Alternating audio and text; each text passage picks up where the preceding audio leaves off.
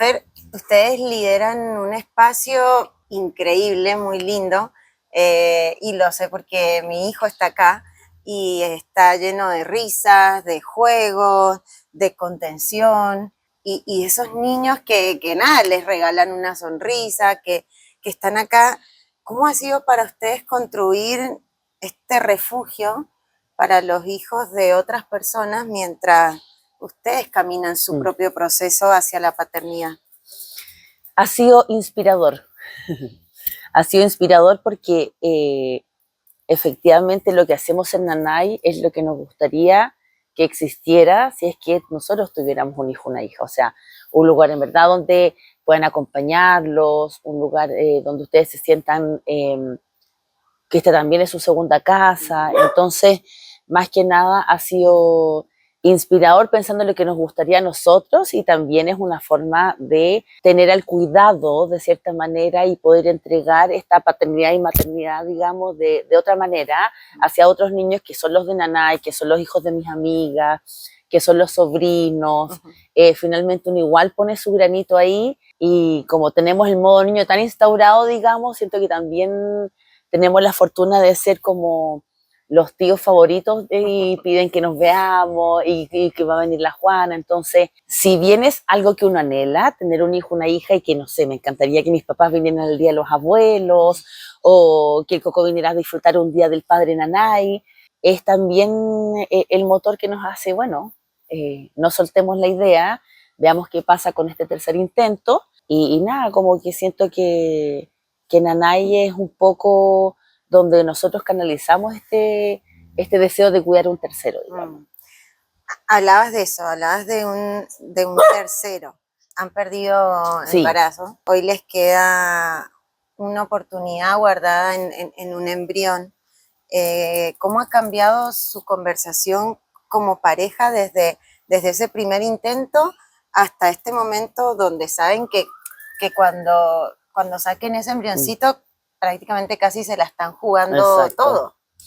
Pensé que este momento iba a ser súper difícil, pensé que iba a ser muy difícil porque en el fondo es como la cartita bajo la manga que nos queda después de 8 in vitro, después de dos in vitro y 8 inseminaciones, pero la verdad es que ha pasado más de, yo creo, bueno, el 2026 se cumple un poquito más de 10 años del camino que hemos llevado nosotros, y nada, pues nosotros hemos tenido terapia, he tenido el apoyo de la familia, de los amigos, por lo tanto, creo que el tema está bastante resuelto si es que algo no pasa. Y mi temor era llegar a esta instancia con una angustia tremenda de decir, es todo o nada. Es como, y esta piscina a veces tiene agua y a veces no tiene tanta agua. Sí. Entonces eso, afortunadamente, nos hemos preocupado de cuidarnos entre nosotros para no llegar a estos sensaciones de angustia e incertidumbres que son tan difíciles de manejar, donde la vida por afuera sigue, pero tú por dentro llevas algo, digamos, todos los días, y eso siento que llegamos a un minuto en que ya no nos va a pasar. Digamos, si llega una guaguita a nuestra familia, va a ser para sumar, digamos, pero si no llega, nosotros estamos súper bien también. Así que si esta pregunta me lo hubieras hecho hace 5 años atrás, probablemente yo hubiera estado muerta de miedo con como mucho pensamiento rumiante al respecto, y hoy día la verdad es que lo tenemos mucho más claro, afortunadamente, porque hemos hecho la pega también de hablar de lo incómodo, de comunicarnos, de buscar consejos por afuera, de buscar terapia juntos. Entonces, hoy día, si bien es nuestro último intento y ya no hay más porque tampoco tenemos ni las ganas, yo creo, de someternos a todo de nuevo, y también de disfrutar la parte económica de otra manera. Entonces, Totalmente. bien, sí. Okay. Afortunadamente bien. Y cuando, pero podría haber sido un descalabro, sí, como te digo. Y hablabas del apoyo de la familia, del apoyo, pero la realidad es que, por lo que yo he visto, Sí. ustedes pasan gran parte de su tiempo acá en Nanay. De hecho, hoy es domingo y estamos Sí. grabando, y ustedes le siguen dedicando tiempo al cuidado de este espacio y demás. O sea, ¿cómo fue, quizás, no sé, en esa pérdida de sol? ¿Cómo fue llegar acá? Vos sos digamos, sos la líder de este lugar, la directora. ¿Cómo fue? O sea, ¿también sentiste que estaba ese apoyo? Porque la realidad es que es un tema que tampoco es que todo el mundo conozca cómo se vive. Sí, claro. Entonces a veces no todos tienen el tacto para acompañar en ese momento. ¿Cómo fue vivir eso? La verdad es que fue difícil porque yo físicamente no estaba muy bien. Y como te dije en algún otro momento, el haber perdido a mi primera guagua fue una de las cosas más dolorosas que he vivido, digamos, más allá de los meses que tenía o de las semanas que tenía. Entonces, fue difícil en el sentido que no me sentía tan cómoda con mi cuerpo y difícil porque el rato que estaba acá, que tuve que estar mucho menos, había que darlo todo porque en el fondo los niños, tú le puedes explicar a un adulto y así ya es difícil, con un niño uno tiene que estar nomás. Entonces tiene que tener las ganas de bailar, de tocar guitarra, de tener la paciencia para las pataletas. Entonces siento que era difícil porque después de estar en Nanay, como que ya no me quedaba energía para nada, como que me cuidaba, estaba acá, lo daba todo y después me iba a la casa y en ese sentido sí el equipo me apoyó para poder en el fondo tomar decisiones y como llevar lo doméstico y tratar como de darme el tiempo necesario. Pero claro, es difícil porque igual yo también me preocupé de preguntarle, o sea, de contarle un poco a las familias para que supieran que me iban a ver menos. Y después de que esto pasó, la verdad es que siento que esta es una burbuja, entonces como que le damos tanto espacio a todos los tipos de sentimientos que para mí también era muy parte de poner mi grano de arena, también era visibilizarlo y decir, hey, yo estoy en esto, no está siendo fácil, les pido su apoyo, se los cuento para que sepan, pero también porque siento que construí este lugar desde esa premisa. Quizás en otro tipo de trabajo hubiera sido mucho más difícil. Pero acá yo siento que el solo hecho de entrar, uno ya se pone como en un rol más materno, como que uno baja las revoluciones, como que uno entiende que es un ambiente donde tenemos que tener cuidado porque hay niños escuchando. Entonces, nada, siento que fue desafiante en la parte física, pero en lo emocional súper apoyada y las familias también me paraban para preguntarme cómo estoy. Me encantaba porque también se da el espacio para que papás, hombres, digamos, también me preguntaran cómo va. Si en algún momento incomodé uno, no lo sé. Pero es parte del granito de arena de hablar de lo incómodo también, así que también me gusta eso. Fer, si pensando en que hoy les queda ese embrioncito y si hoy tuviesen que, vos me contaste una vez que a veces pasan por la puerta Sí. de la clínica y casi como que lo saludan y no nos hemos olvidado de él, me da un poco de pena que como que es dilatado el tiempo, fue el tercero, es como el más débil, el que nadie eligió. No, pero creo que también va a ser parte de lo que ustedes puedan enseñarle a él, que hay procesos que dan miedo, hay procesos que cuestan y está bien. O sea, es parte de ser humano. O sea, hay procesos que duelen y el volverse a... Uno se puede volver a levantar, pero el volver a intentar algo que quizás ya te caíste, probablemente te dé miedo. O sea, creo que es acá como los niños. O sea, se van a subir a ese tronco, se van a caer y la próxima quizás le dé un poco de miedo. Y está bien. Exacto. Y me pasa también que como mi camino ya ha sido de más de 10 años y cada uno lo toma de la forma en que lo sabe manejar, digamos, uno va aprendiendo. Yo te diría que hoy día tengo a lo mejor más miedo del sí que del no, porque estoy más acostumbrada al no resultó, pero ¿y si resulta? ¡Qué nervio! Que te juro que me llenó como de emoción, nervio y de algo rico, pero afortunadamente si no pasa, como que está todo bien también. Ok. Sí. Y pensando en esto, en ese embrión que queda en Eladio, como le decimos. Eladio el helado. No sé si han hablado alguna vez con Coco o vos te lo has pensado. ¿Qué le dirías? ¿Qué le dirías a ese embrión? Como ya viviste, es el proceso, o sabes que uno está ahí esperando, el biólogo trae ese embrión para transferírtelo. ¿Qué le dirías hoy, antes de verlo, de que entre en tu cuerpo? Mira, siento que acá hay muchos significados, porque además uno va recibiendo amuletos de otras mujeres, o sea, yo tengo cosas preciosas que atesoro en mi casa en un mueblecito, con toda la historia de mis guaguas, y si Eladio llega a nacer, o Eladia, nada, sería una sorpresa gigante. Y que este mundo de la infertilidad y la fertilidad asistida es una caja sorpresa.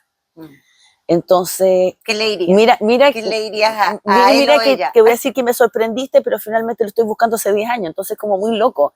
Pero en verdad, nada, que lo estamos esperando con muchas ganas, que ha sido un camino largo para llegar a él, del que nos sentimos súper orgullosas. Gracias por esperarme también a él, por sacarlo. Y que nada, espero ser la mejor versión de como mamá y de mujer para él, y que va a tener un papá hermoso, donde lo va a cuidar pero con toda su alma, y que va a llegar a una familia que lo está esperando hace mucho tiempo y del que siempre hablamos de él, digamos. Entonces, de alguna forma igual siempre está presente, son cosas como simbólicas que uno se va inventando, siento, para entregarle más calorcito al corazón y que en el fondo sea algo lo más lindo posible, digamos, porque es todo muy científico, pero finalmente uno, hasta de la pipeta que te muestran que ahí está tu guagua, no dice, ¡ay, qué lindo! Literal, literal. Y uno le da emoción, ¡ay, ahí lo trae! ¡Ay, está, qué bacán! ¡Es hermoso! Totalmente, sí, de acuerdo. Y eso me encanta también, como que vivirlo también desde lo lúdico, el sentido del humor, como te digo, tengo 80 historias para atrás de cosas que nos pasan en el camino. Y nada, cada recuerdito es un pedazo de historia que le vamos a contar a la guagua cuando crezca, digamos, de cómo nació. Yo creo que los hijos nunca nos imaginamos los esfuerzos que hicieron las mamás y los papás para traernos al mundo hasta que nos toca. Sí. Y Fer, me quedó una pregunta al inicio. Dígame. Cuando viven esta parte médica, ¿cómo la enfrentan? ¿Cómo fue ese proceso? O sea, la realidad es que a veces tenés médicos que son muy empáticos, otras claro. veces no. A veces tenés una parte de uno donde uno dice, uy, el cuerpo no me está respondiendo, o el hombre dice, pucha, algo está mal y se siente mal por toda este mandato social de lo que significa ser hombre, supuestamente. O sea, es muy amplio, pero la realidad es que también probablemente hace 10 años, como ustedes lo empezaron a vivir, ahora los avances y todo el tema, si bien aún falta muchísimo por visibilizar y por hacer, claramente hoy se habla un poco más de hace 10 años. Entonces, ¿cómo fue esa parte, no sé, digámoslo, entre empatía médica, entre ustedes, entre... Fue fome porque, claro, tú recibes un resultado y yo me acuerdo que me lo dijeron y no sé, la secretaria se rió con su compañera. Ponte tú, y yo escuché. Y yo fue como, ¿por qué te estás riendo de esto? Obviamente no se estaba riendo de eso, pero muy hiperreactiva, como que sentía que nadie empatizaba realmente y además tuvimos mala experiencia con doctores. Entonces hubo una operación que no había que hacer, doctores que en verdad no estaban actualizados, entonces por ahí el camino fue difícil, porque además es un camino que es silencioso al principio. O sea, cuando partimos con los resultados y con los estudios, no se lo contamos a nadie. Entonces es fome. Esa parte es como la que da más incertidumbre, hasta que uno llega al doctor Regalón, que finalmente el que nos ha acompañado todo este camino, digamos. Pero sí, es fome la primera parte. Ojalá tener la suerte siempre de caer en buenas manos desde el inicio. Y yo creo que cada vez hay más información, cada vez esto se está hablando más, por lo tanto, no creo que les toque ahora pasar por tanto, digamos, como problemas con profesionales, digamos, con de tipo de grado. Te cuento Todavía hay. Sí, lo hay. Tengo una amiga el miércoles. Hace El miércoles poco, nomás se sacó y la ha pasado muy mal, sí. Claro, es que de repente hay desatinos como, ay, si no era una guagua, así como ya, Pero no bueno. era una guagua, o aquí vamos otra vez, pues, pero bueno, así como, Sí. y uno así como con las patas abiertas, como, dime el tiro si crees que esto no va a funcionar, porque me he visto y me voy. Sí, literal. Sí. Porque además esto requirió un esfuerzo de pareja, emocional, físico, económico. Y uno llega, pero con el corazón en llamas, poniéndole todas las ganas de que esto va a resultar, y uno ya no sabe a quién más hablarle. Sí. Al más allá, al más acá. Literal. Y te aconsejan, póngase la cosita agua caliente acá, tome té de no sé qué, y uno le mete todo lo que te dicen. Sí. Entonces, claro, para que el doctor te venga a decir el comentario que, destruyó todo. Toda la fe en la piedra, el hilo, todo se va al suelo. Y eso es triste. Sí. Pero, y cuando tuviste tu pérdida, tu primera pérdida, ¿Cómo lo atravesaste? Porque ahí entiendo que vos ya tenías Nanay.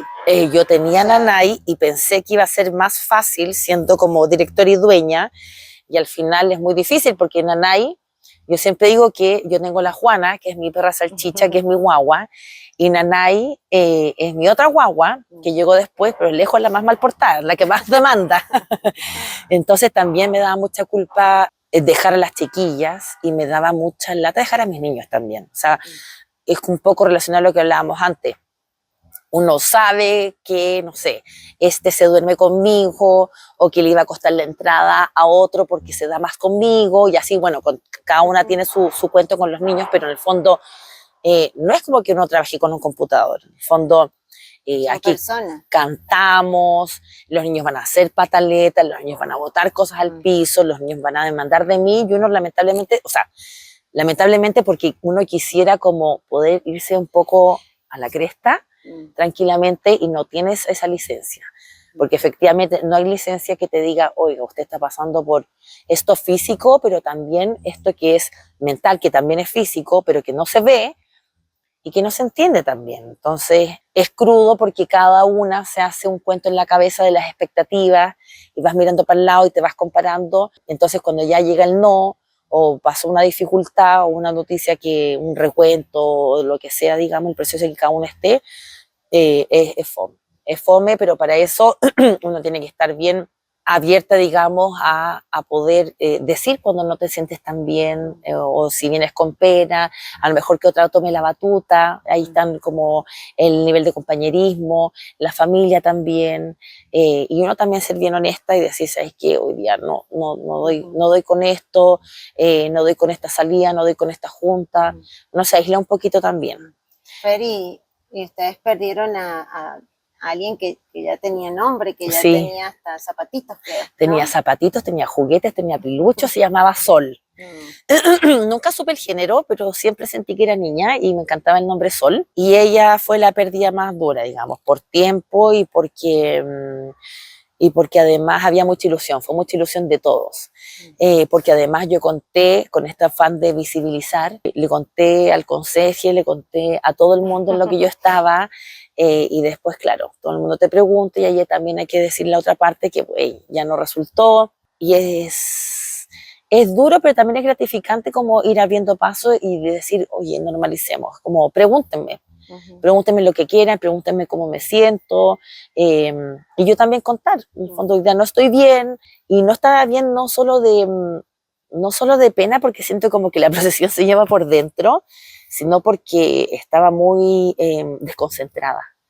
Como físicamente estaba como oxigenando mal, porque tenía una anemia muy grave, había perdido mucha sangre, eso también fue súper traumático, entonces también me interesaba que todo el mundo supiera cómo se pasa esto, porque nadie sabe lo duro que puede ser y lo duro que puede ser llegar a un trabajo donde nadie sabía en lo que tú estabas. Por lo tanto, ahí uno tiene, creo que es bueno visibilizarlo porque así uno no tiene que uno hacer tanto más y no tienes que enmascarar tanto por lo que estás pasando, digamos.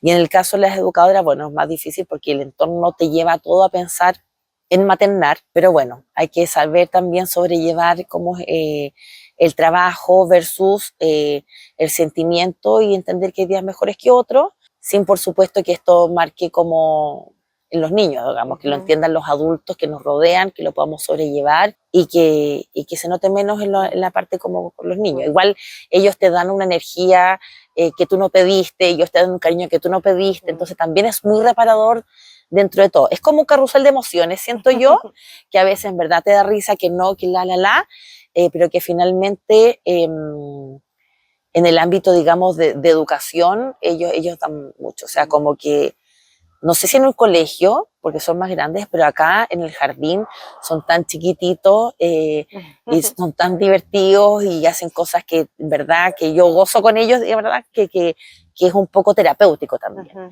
Pero siempre hay que tener en cuenta que es terapéutico, pero no pueden ellos como darse cuenta de eso, no sé si me equivoco, Sí. como yo no puedo estar agarrando a un niño y abrazándolo, ni poniéndome a llorar con él, ¿cachai? No, yo puedo jugar con un niño, yo puedo como, bien.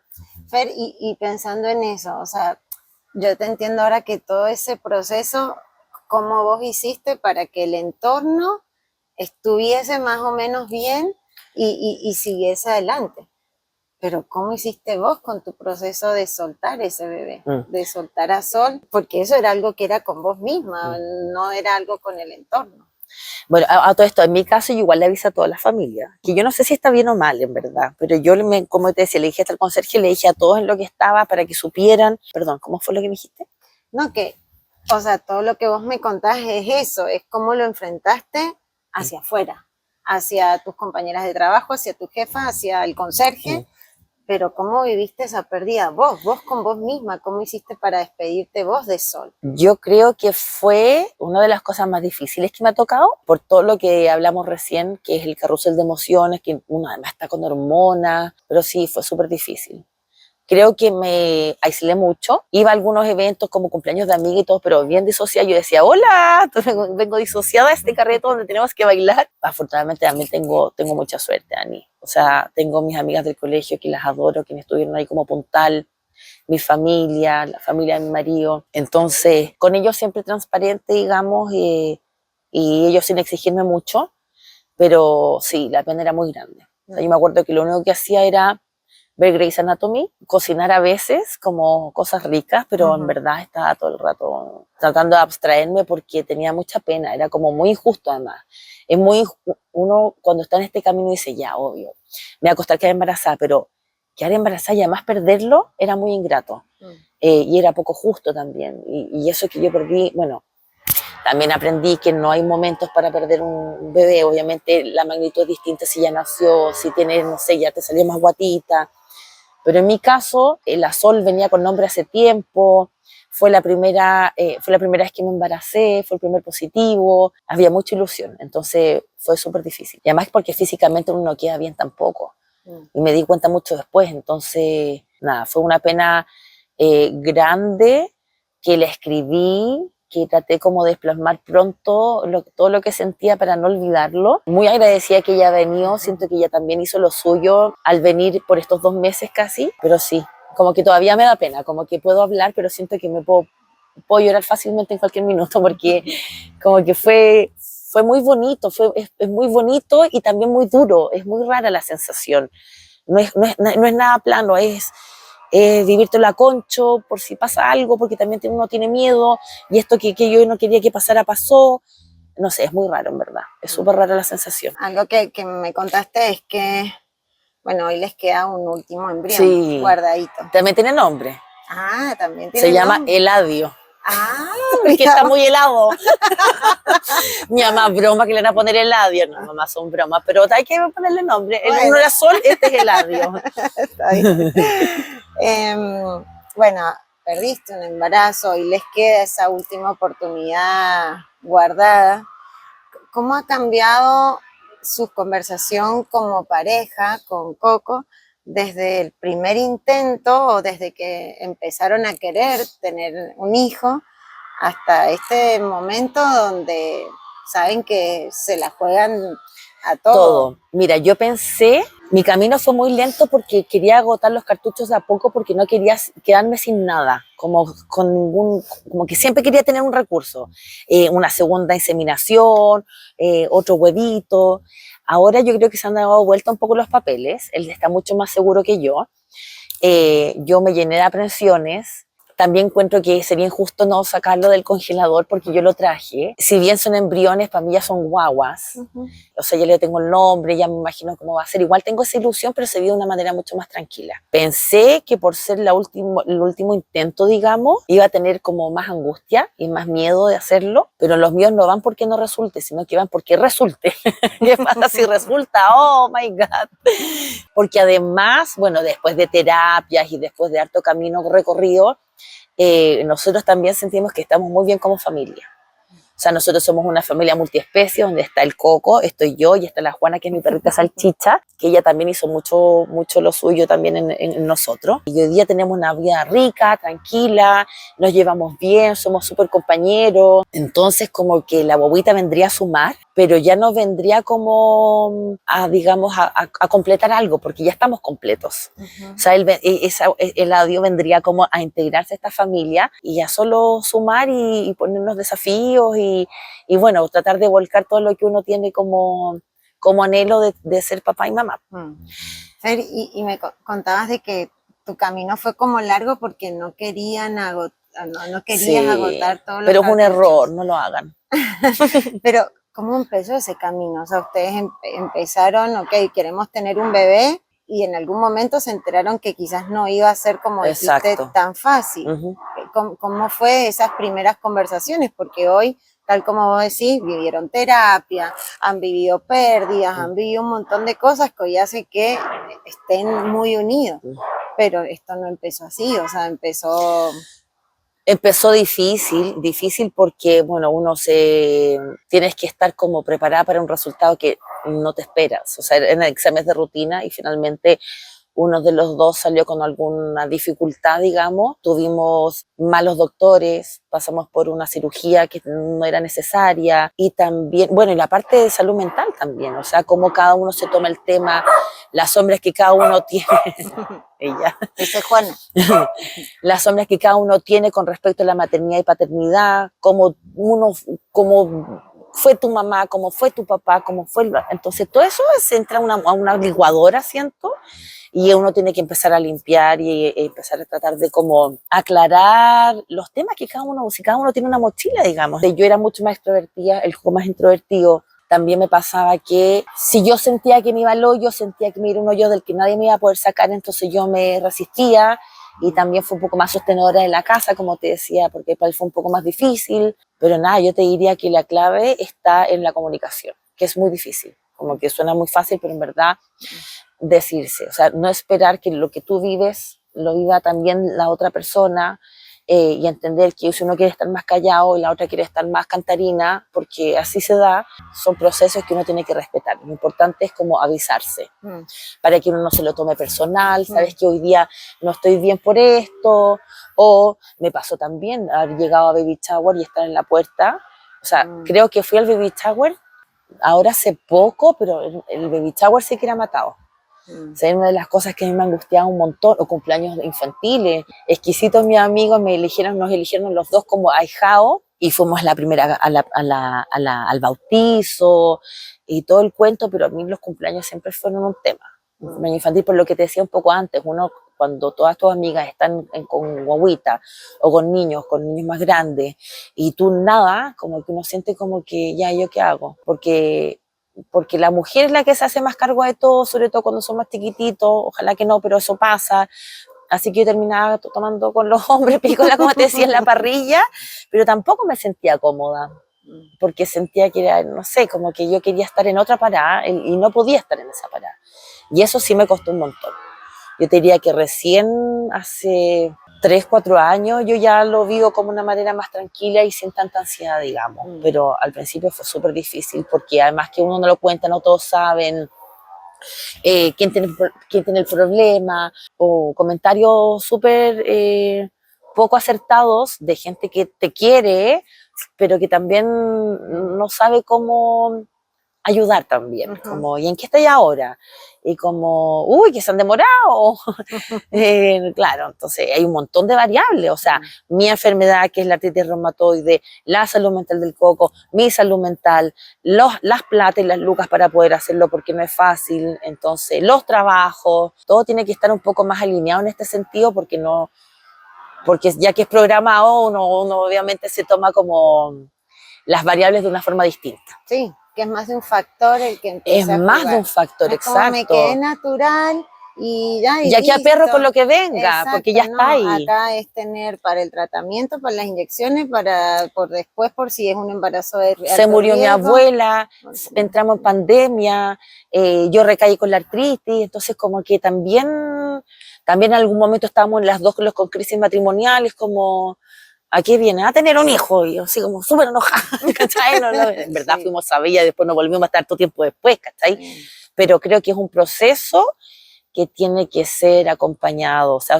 ojalá, si alguien recién está recibiendo esta noticia y sabe de alguien que ya tiene un camino recorrido, que que busquen como consejo, y a lo mejor no es solo un consejo, es que alguien te escuche, porque tampoco la gente igual se incomoda, no sabe mucho qué decir, y uno tampoco sabe mucho cómo explicar, pero en el fondo decir, sí, que no quiero hablar de esto, pero ya, se transparentó el elefante rosado, no quiero hablar de esto, ya, esto está pasando, pero no quiero hablar. O quiero hablarlo, y quiero hablarlo demasiado, y perdón que parezca loca hablándolo, pero en verdad yo hablaba de la sol para arriba, de la sol para abajo, de lo que iba a hacer, y como si uno tiene que ir fluyendo. Lo importante es como buscar apoyo. Porque solito es más difícil y se hace más largo, se hace más difícil. Las abuelas, las mamás, las suegras, todo donde tú puedas como apoyarte. Y a veces uno cree que no le va a entender, pero solamente que te escuchen o que la gente sepa en lo que uno está, ya eso es un montón de peso encima. Porque, oye, no voy al beach hour, ¿sabéis por qué? Porque me da demasiada pena. Me muero de pena, no puedo, te compro el regalo y lo entrego después, pero decirlo, porque si no, uno se empieza a aislar y uno se empieza a sentir culpable también, pucha, qué mala amiga. Hoy no hay venido los 3 últimos cumples de la Juanita Pérez. Sí, es verdad, pero en verdad he llegado a la puerta y no he podido entrar, ¿cachai? Por eso es mejor poner en antecedente, siento yo, que es lo más sano. Si ese último embrión que hoy tiene, Eladio, hoy pudiera escucharlos, y si ese hijo del futuro pudiese ver esta entrevista en unos años, ¿qué le dirían sobre el camino que sus papás tuvieron que recorrer para llegar a él? Me emociona esta pregunta porque no creo que nunca se imagine todo lo que pasamos porque él esté acá, digamos. Qué pena incluso que me lo esté cuestionando, incluso si lo saco, no lo saco del refri, que sí lo voy a hacer. Pero sí, creo que uno como hijo o hija nunca sabe mucho qué historia hubo detrás del deseo, digamos, de las mamás. O sea, yo entendí, mi mamá tuvo a mi hermana, tuvo 2 pérdidas y me tuvo a mí, y yo recién con la primera pérdida puedo entender por lo que pasó a mi mamá. Recién.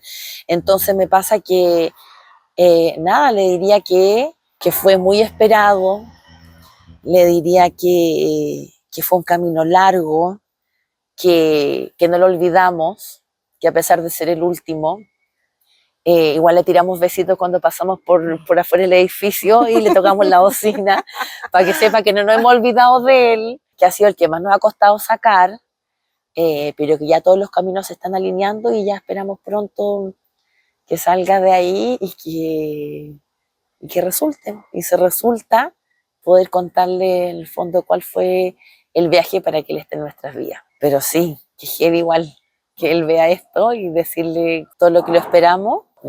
Como que me emociona porque no me había planteado eso de contarle la historia al hijo nacido, de cómo fue para atrás y cómo fue vivirlo, digamos. Y ha sido un camino que lleva más de 10 años y que se llegará a resultar, nada, que tiene una suerte gigante el papá que tiene, de la familia que tiene y de la hermana perruna que tiene, y nada, pero poder ser mi mejor versión para él.